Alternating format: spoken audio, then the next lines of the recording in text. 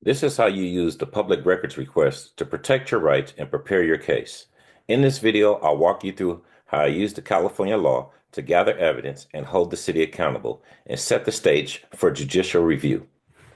I filed this request to prepare for my writ of mandamus under CCP section 1094.5 and declaratory relief action under CCP section 1060. I also knew I'd be filing a section 1983 civil rights lawsuit for due process violations and retaliation. But first, I needed the record. The Civil Service Commission upheld my termination. That's their final decision. That opens the door to the Superior Court review. But the court won't consider new evidence. Everything must already be in the record.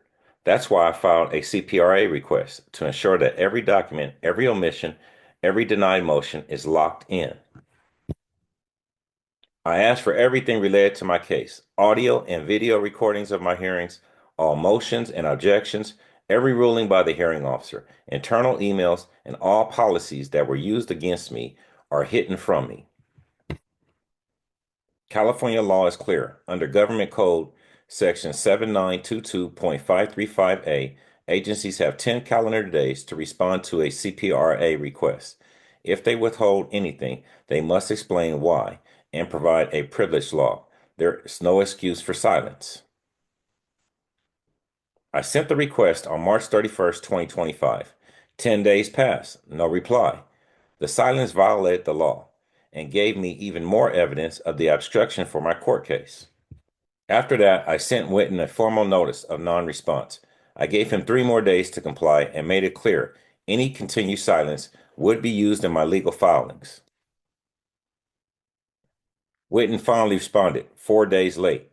He said my request was vague, pushed the production deadline to May 15th, which is far outside what the law allows, and claimed privilege without producing a log. That doesn't follow the law. The CPRA allows for a 14-day extension if there is unusual circumstances, and you have to say what those are. Witten didn't. He just picked a date and hoped I wouldn't push back. I responded immediately. I rejected his unlawful timeline, demanded a privilege log, and reminded him that this entire exchange would be part of my writ of petition and Section 1983 claim. Use the CPRA early. Use it with purpose. Don't ignore deadlines or delays.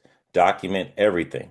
The more procedural violations you track, the more protected you become. I'm filing the writ of mandate and setting up the Section 1983 civil rights case. Witten's response or lack of one will be included as supporting evidence. I've already filed my legal objection. Now I'll wait. If he responds, I'll evaluate it. If he remains silent, that silence will strengthen my case in court.